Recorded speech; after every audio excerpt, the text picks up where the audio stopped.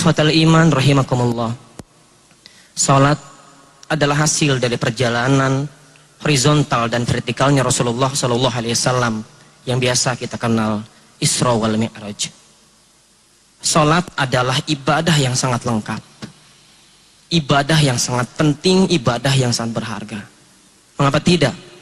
Karena ketika kita salat saja, kita bisa bertakbir, berdoa, membaca Al-Quran, zikir, tasbih, menyehatkan badan, bahkan mencerdaskan otak. Subhanallah. Mari kita kupas. Salat memiliki 3 dimensi. Yang pertama adalah spiritual, yang kedua adalah sosial, dan yang ketiga adalah medikal. Spiritual adalah hablum minallah, hubungan yang bergariskan vertikal, hubungan dengan Rabb kita, hubungan dengan pencipta kita Allah Jalla Jalaluh. Kita akan memiliki hubungan yang sangat istimewa, hubungan yang sangat spesial, kemesraan dengan Rabb kita, manakala kita mendirikan sholat dengan khusyuk dan benar. Dimulai dengan takbir Allahu Akbar, lalu dengan doa iftitah, inna sholati wa nusuki wa mahyaya wa mamati lillahi rabbil alamin. Sungguhnya salatku, ibadahku, hidup dan matiku hanya untuk lillah, Allah semata. Pikiran terfokus hanya untuk Allah. Toha ayat 14. A'udzubillahi samil alim minasyaitonir rajim. Aqimis sholata li dzikri. Dirikanlah salat, wahai hambaku, senantiasa engkau mengingatku. Bahkan Allah menegaskan kembali dalam firman-Nya Al-Baqarah ayat 152. A'udzubillahi samil alim minasyaitonir rajim. Fadhkuruni adzkurkum. If you remember me, I will remember you. Jikalau engkau mengingatku, aku akan mengingatmu. Jikalau engkau menyebut-nyebut namaku, aku pun akan menyebut-nyebut namamu. Subhanallah. Hamba, jikalau sudah disebut namanya, berarti Allah sudah cinta. Jika Allah menyebut nama hamba itu, pasti ia akan menjadi artis langit. Ia akan menjadi terkenal oleh penduduk langit, itu para malaikat. Itu tanda Allah merahmatinya. Itu tanda Allah mencintainya. Jikalau Allah sudah cinta, jangankan dunia yang ia minta, akhirat beserta isinya para bidadari yang indah pun Allah sediakan untuknya. Subhanallah. Yang kedua adalah sosial. Hubungan yang bergariskan horizontal, hubungan kita sesama makhluk, hubungan kita sesama masyarakat, manusia.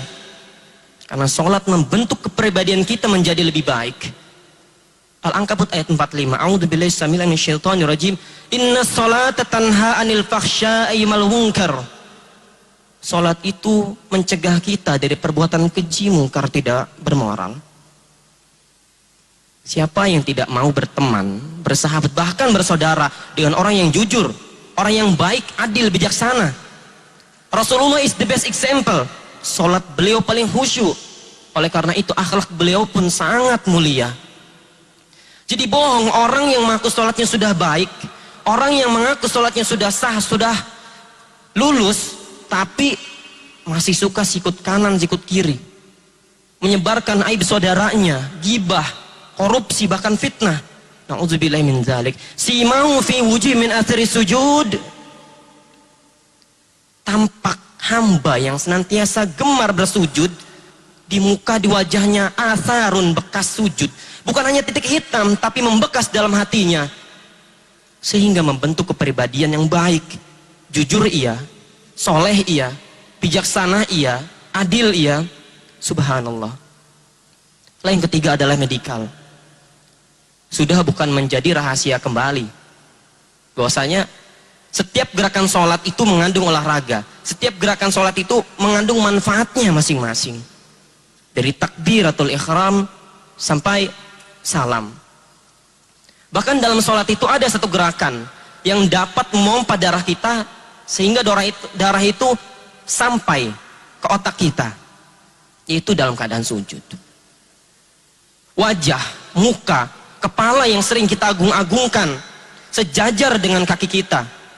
Sujud syukur di hadapan Allah menghinakan diri kita. Semakin kita menghinakan, Allah akan mengangkat derajat kita. Semakin menghinakan, maka Allah pun akan senantiasa mengangkat derajatnya. Subhanallah. Bukan hanya mengangkat derajatnya, bahkan Allah menjaga kesehatannya dan pastikan orang itu cerdas. Mengapa demikian? Karena hamba yang gemar bersujud, hamba yang beriman, hamba yang bertakwa, akan Allah berikan 4 kelebihan kepadanya. Yang pertama adalah az-zihnu, kecerdasan yang luar biasa. As-sahlu, kemudahan dalam segala hal, dalam segala problem. Al-qanaah, kekayaan batin, kekayaan yang sesungguhnya. Atatud dunya wa hiya ragibah, dunia pun menghampirinya. Subhanallah. Wajar jika Rasulullah SAW menjelang nazaknya, menjelang sakaratul mautnya, beliau berwasiat, usikum bis shalah, aqimus shalah. Aku berwasiat kepada kalian wahai umatku, jagalah sholat, dirikanlah sholat, karena memang banyak sekali manfaatnya, banyak sekali fadilah-fadilahnya. Sampai-sampai jikalau kita tak mampu berdiri, duduklah. Tak mampu duduk, berbaring atau tiduranlah. Tak mampu berbaring tiduran, gunakan mata. Tak mampu gunakan mata, gunakan hati. Sampai tak mampu gunakan hati, sholatilah. Sehingga memang tidak ada alasan meninggalkan sholat secara sengaja, kecuali kepada 2 orang. Yang pertama adalah al-majnun, orang yang sudah gila. Yang kedua adalah al-mayyit, orang yang sudah wafat. Pastikan orang yang meninggalkan sholat secara sengaja, jikalau ia bukan orang gila, pasti mayat hidup. Astagfirullahaladzim. Ikhwatal iman rahimakumullah. Orang yang sholat itu ada 2. Yang pertama adalah ada'us sholah, yang kedua adalah aqamatus sholah. Ada'us sholah adalah mereka yang sholatnya hanya sekenanya saja, menunda-nunda sholat, bahkan lalai akan sholatnya. Fawailul lil musallin, celaka ia atas sholatnya sendiri karena ia lalai dengan sholatnya. Dan aqamatus sholat itulah sholat, sifat sholatnya hamba yang beriman. Ia menjaga sholatnya, mendirikan sholatnya, khusyuk ia. Bahkan ketika adzan berkumandang, ia bahagia, bergegas langsung berada di hamparan sajadahnya, risih jikalau ia masih di luar masjid. Subhanallah. Oleh karena itu memang pada waktu adzan itu adalah the time for fighting with our desires. Waktu untuk bertarung dengan hawa nafsu kita. Tidak bisa dipungkiri. Ketika adzan berkumandang, ada saja kesibukan yang lain. Teman datang, SMS, film atau yang lain. Tapi hamba yang beriman menjadikan sholat itu pun adalah the best time, the best chance and the best opportunity for communication and facing with our God. Waktu emas, waktu mutiara untuk menghadap Robnya, berkomunikasi ia, bermuajah ia. Sehingga wajar hamba yang khusus sampai meneteskan air matanya ketika ia sholat. Karena memang ia benar-benar merasakan the taste of iman, halwatul iman, nikmatnya beribadah, manisnya iman, al-istighraq. Itulah tingkatan mereka. Subhanallah. Allahumma ja'alna muqimas shalah wa min dzurriyyatina. Ya Allah, jadikanlah kami para pendiri salat dan keturunan-keturunan kami. Amin ya rabbal alamin. Allahu akbar walillahil hamd. Salat itu silatullah. Tadi Nandadana menyebutnya hubungan vertikal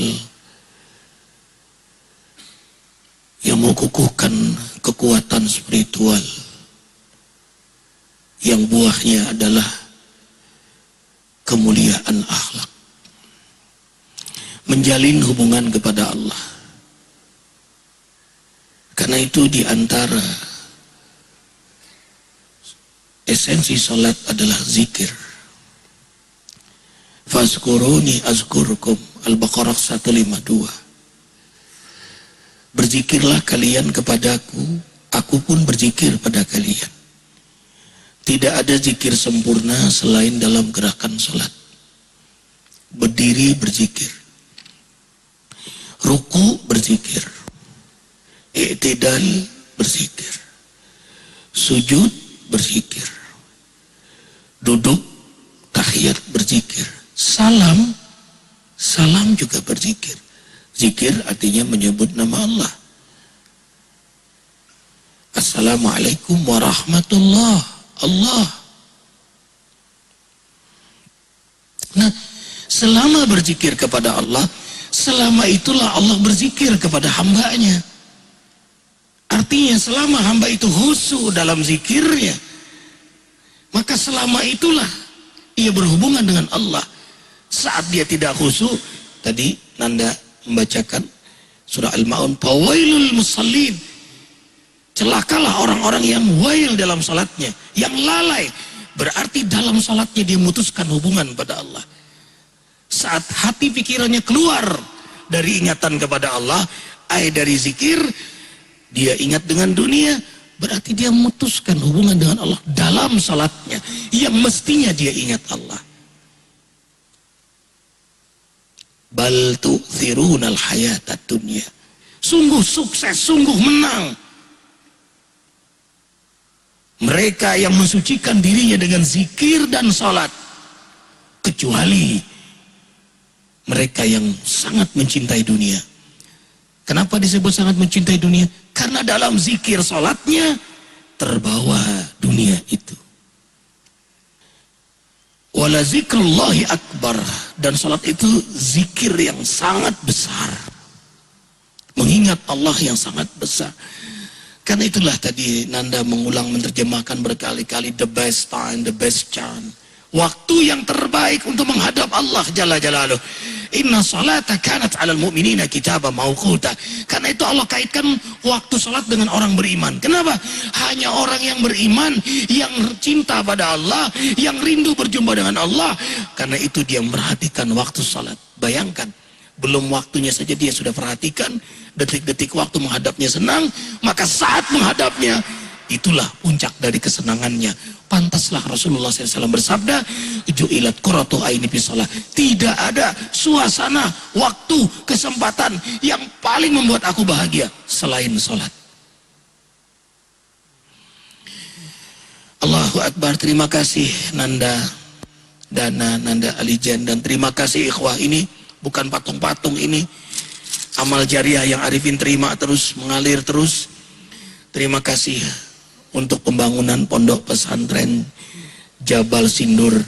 Silakan ikhwah filah yang ingin urusannya dimudahkan di Allah, bercahaya di kubur dan mendapat syafaat karena sedekahnya, silahkan hubungi Akhi Awaludin 0856 90.010 0856 90.010. Kafaratul majlis, subhanakallahumma wa bihamdika asyhadu an la ilaha illa anta astaghfiruka wa atubu. Wabillahi taufiq wal hidayah. Wassalamualaikum warahmatullahi wabarakatuh.